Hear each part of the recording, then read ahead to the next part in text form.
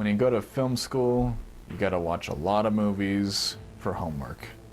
Some you watch are depressing, pretentious, or so downright boring that it makes me never want to pick up a camera again.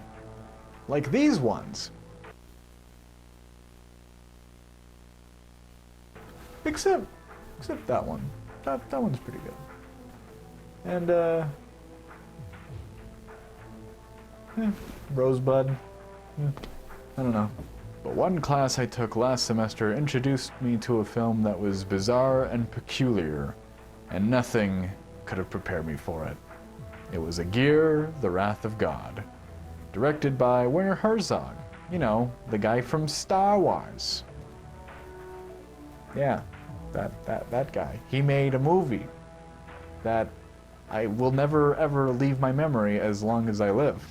I looked it up beforehand because you had to like get into group projects to like present on the film, and I thought, oh, it would be neat if I could just get it on VHS right before I had to present with my awesome group, but the tape never arrived.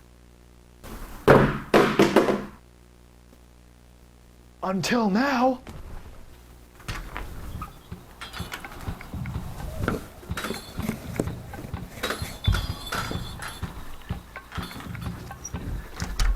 Alrighty, moment of truth. It's here! This is it! And it's a clamshell. Oh well, at least I have the movie. Aguirre, The Wrath of God. A breathtaking journey into the heart of darkness. A film which haunts you. But also 3 stars. Out of how many? Your guess is as good as mine. Oh boy.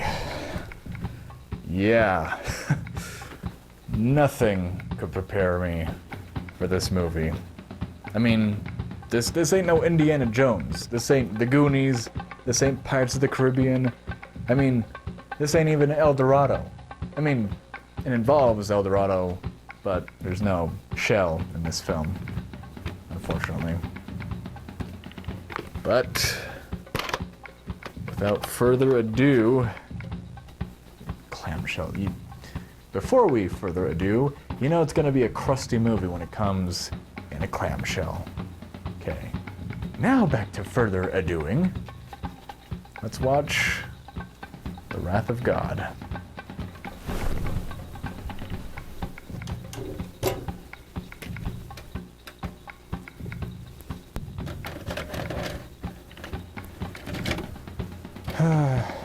Dios mío.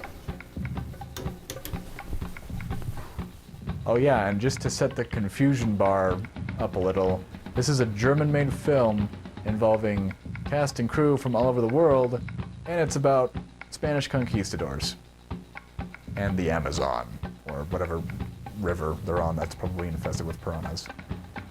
Okay, let's just go. I mean, can't be as weird as I remembered it. Right? And so our movie begins with a history lesson about the expedition, but it's in German, so I'm just gonna assume that's what it's about. And then we see the entire expedition scaling the Andes Mountains. And believe it or not, Herzog apparently hired some natives from a village to work as actors. Well, that's pretty neat, though I hope no animals were harmed in the making of this film. Minus 2 cocks. This walking goes on for what seems like hours, but is really only 5 minutes.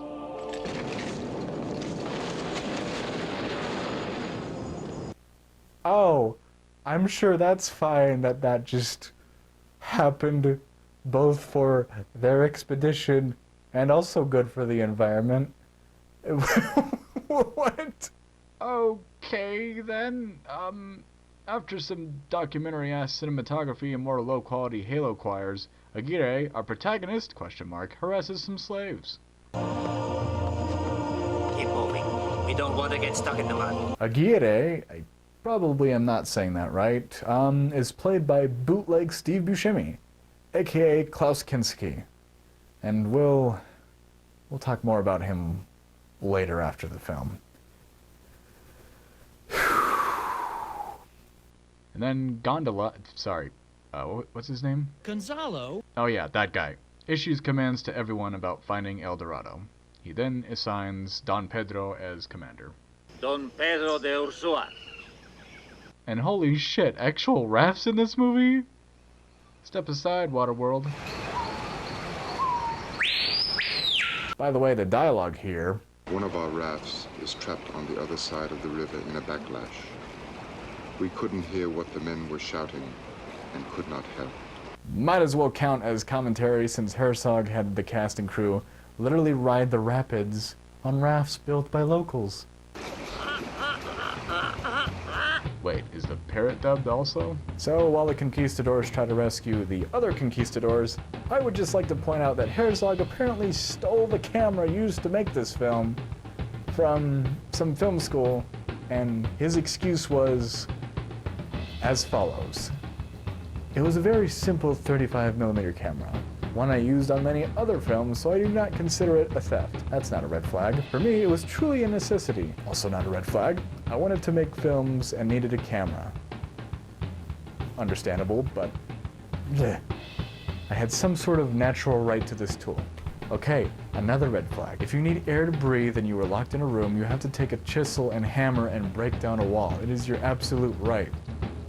Okay, Herzog, but you're not locked in a room. You're fucking running around the goddamn world trying to collect actors to bring them to the Andes and definitely not kill them in the process. Also, I'm pretty sure you could have just bought one or rented one. I don't know. I mean, geez, imagine working at equipment checkout for the film school, if they had something like that back then, and then this happened. Anyway, did they rescue that other raft yet? Ah, of course not.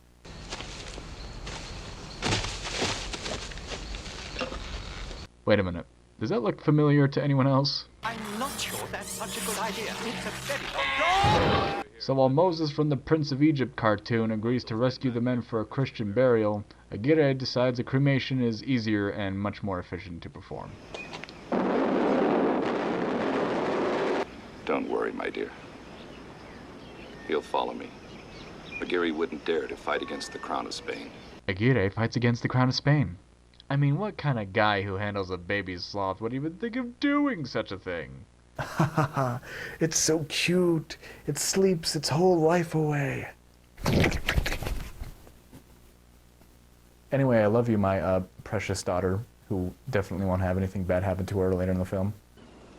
That's why we've been collecting iron and logs to build a new raft. Actually, it was because the original rafts were destroyed in a flood during production, so Herzog creatively shoehorned it into the story to make his cast and crew suffer even more because, fuck it. With suffering in mind, Aguirre takes complete control over the expedition and kills a couple guys. Kill him. Well, on the bright side, allow me to introduce you to Flute Guy.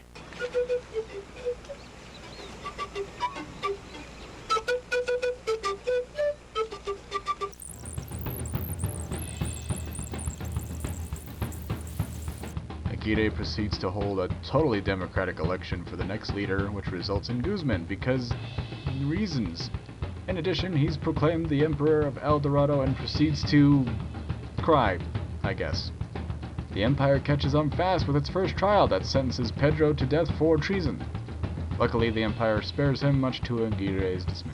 I confirm the verdict. But as today is the anniversary of the last Moor leaving Spain, I grant him clemency.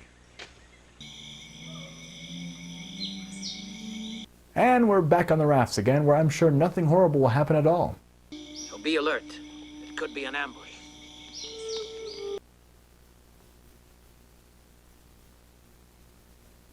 It's fine. It's just a bunch of bonfires. It's fine.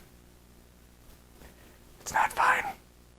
Then, with the power of racism, the crew sends the only black guy off to, and I quote, We took off the clothes of the Negro slave to frighten the Indians. Fucking yikes.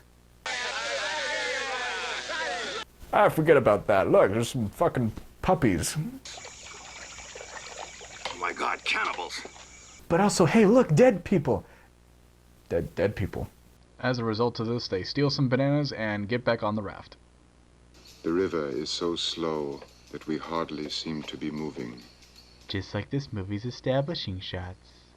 And as if Aguirre couldn't be any more hateable, he blows up at a horse. Get out of my way! In retaliation, another horse starts a riot that's unfortunately short-lived. The gunpowder! It's on fire! Get down, get down! So after a couple people die by arrows, the crew shoots into nothing before Aguirre brings back Flute Guy.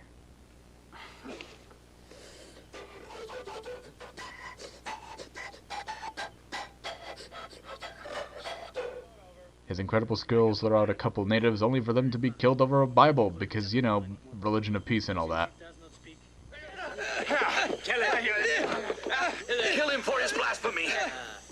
These savages are difficult to convince. Excuse me. You killed them. Killed them. There was no convincing at all in this scene. You just brought them aboard and they were just like, hey, here's some fish and also a prophecy about how you're supposed to be here. And then, gotta get that gold. Well, the show must go on.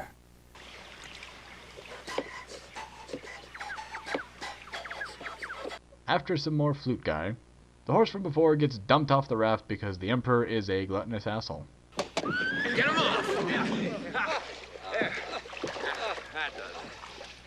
And suddenly Aguirre feels remorse for blowing up at the horse. Now that's what I call character development.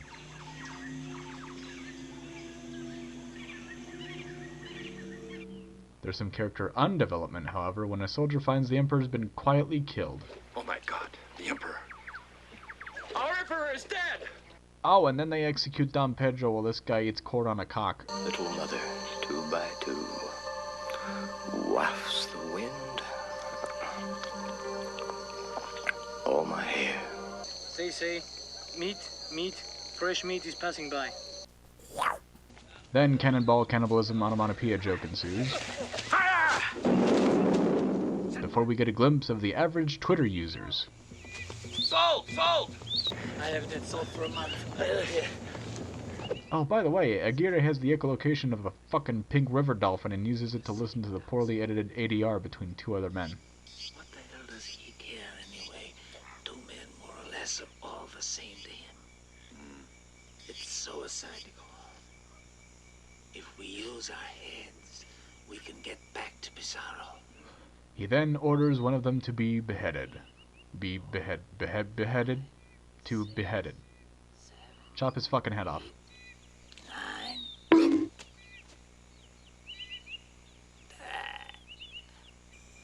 I'm the wrath of God. Oh, he said it. Also, Flute Guy returns to compose the soundtrack to this adorable thing.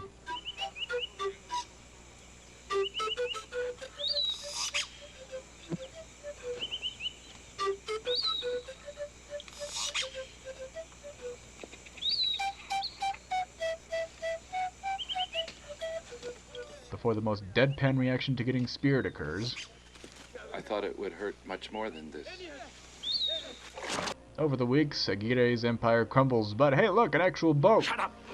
Monk, that boat is real and we're going to get it, repair it, and sail it to the Atlantic. It's not a boat. It's not a tree. This is no arrow. Wow, what a beautiful delivery. We only see arrows because we're afraid of them. Those arrows are real! Take cover! Just beautiful. So, after literally everyone dies, a barrel of monkeys randomly appears on the raft, which apparently has its own little story to it.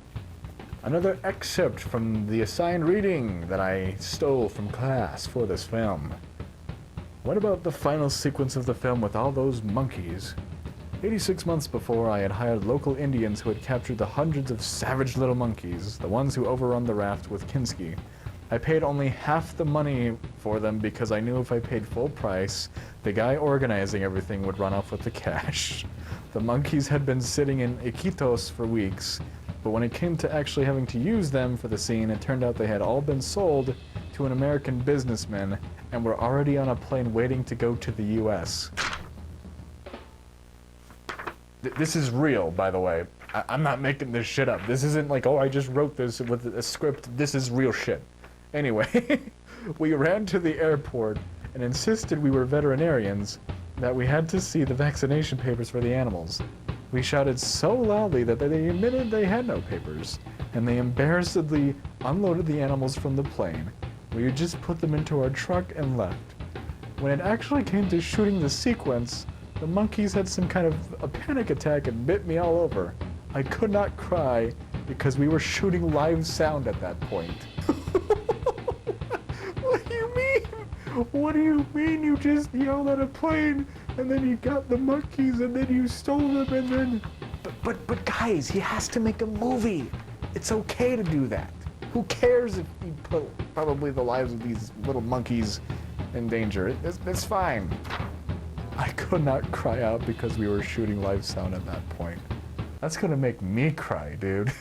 So, with this cursed information in mind, let's check on Aguirre, who's delivering, one of the monologues of all time. I'm the wrath of God. Who else is with me?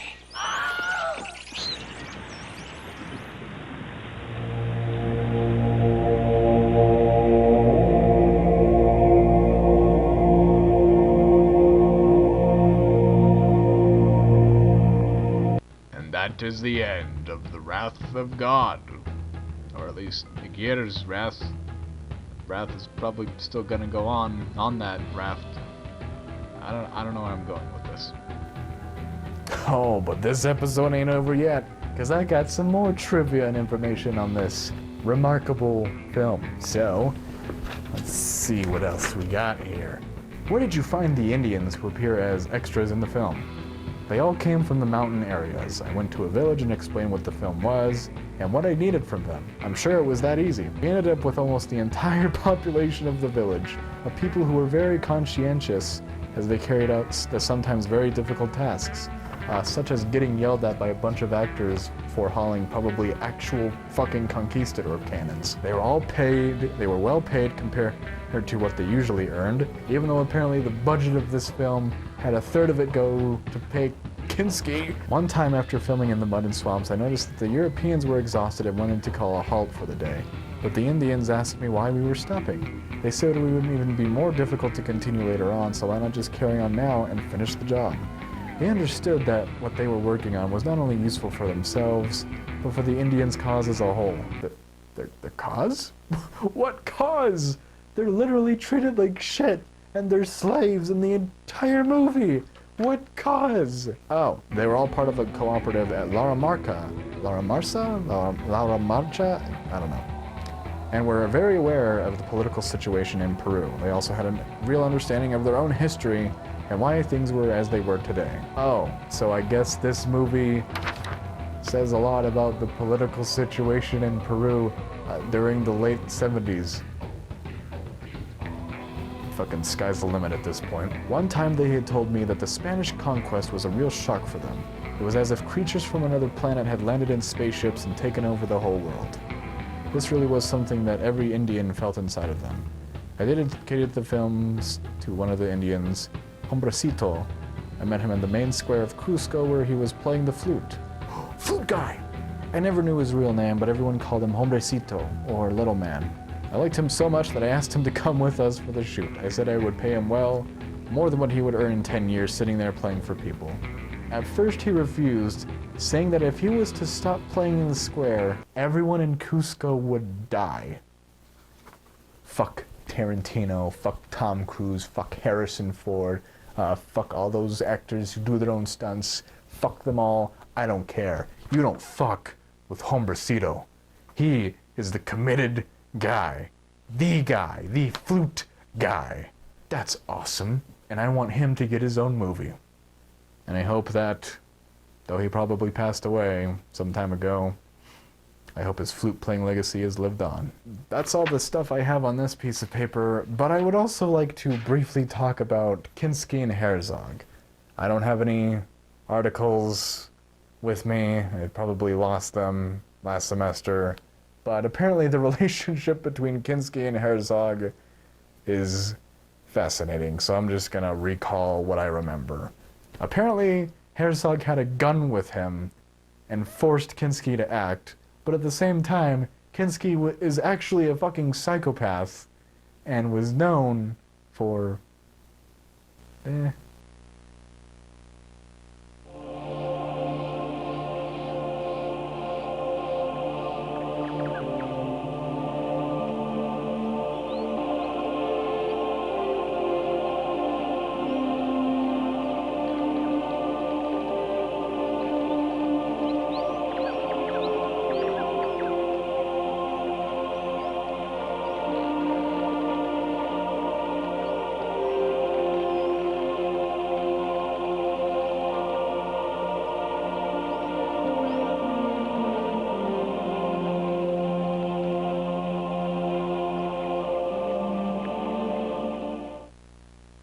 But Herzog's fine.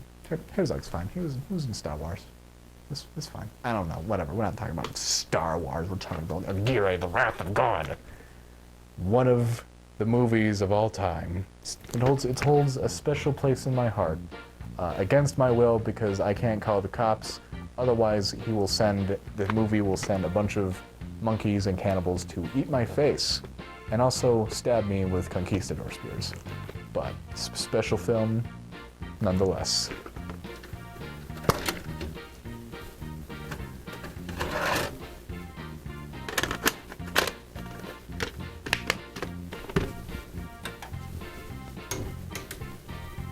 Well, now I don't know I don't know what's more cursed.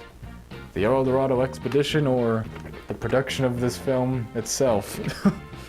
But, yeah.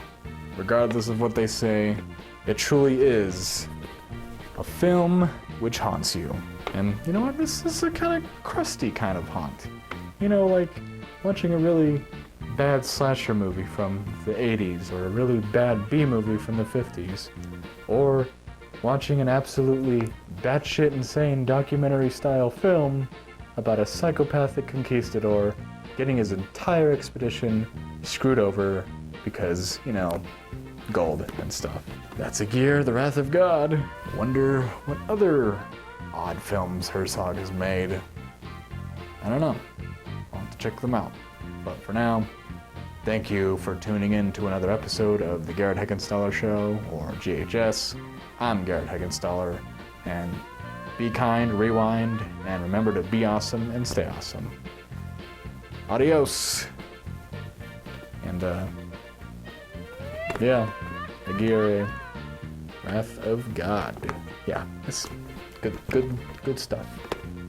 Okay, bye.